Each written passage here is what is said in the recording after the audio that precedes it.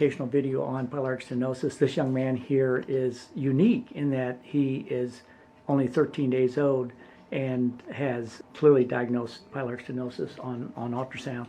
The other thing that's unique about him is that the strong family history. And I was going to ask Mom if she would just tell us who in the family has had pyloric stenosis. My brother's had it in my immediate family, and then my mom's siblings have had children with it. I think we've had three of my cousins have also had it. So it's really run strong in your family. Good. It's a little boy, and we know that there's about a 4-to-1, 6-to-1 frequency of males to females as far as the onset of pyloric stenosis. Is he your firstborn? Okay, and it tends to run that way too.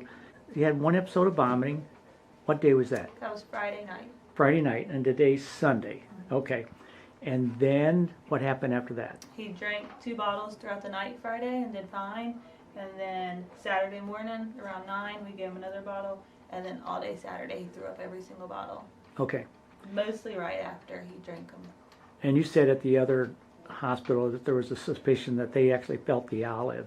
Yeah, the palpable olive. The doctor there said that he's felt it, and that was the first baby he's felt it on. Yeah, okay. So it's a right upper quadrant, kind of a mass, that palpable mass that you sometimes see, and that's what's called the olive. And a lot of times these kids will have a hypochloremic metabolic alkalosis with kalemia too from all the vomiting. But we don't see that as much anymore because it gets diagnosed so fast, just like he was diagnosed so fast. It's those kids that have gone on for weeks of vomiting. That's where you start to see the electrolyte abnormalities. And but again, I thought was interesting on and worth the video is that here's a 13-day-old that has confirmed pyloric stenosis, and then he comes from a very strong family history. So Mom and Dad knew exactly what to be thinking about when he started having the projectile vomiting. Can you describe the vomiting that he was doing? It was normally immediately after, and we'd set him up to burp, and as soon as we'd set him up, I mean, it would go like probably at least a foot, 2 feet, just straight out, and it was all formula. Okay. It was all the milk, and no color or anything, just the milk. Okay.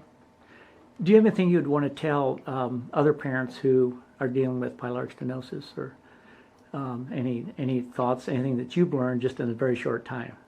I guess go to the hospital. I wasn't going to take him right away, but after a day of him vomiting, my fiance talked me into going, and I'm glad we went now. Yeah.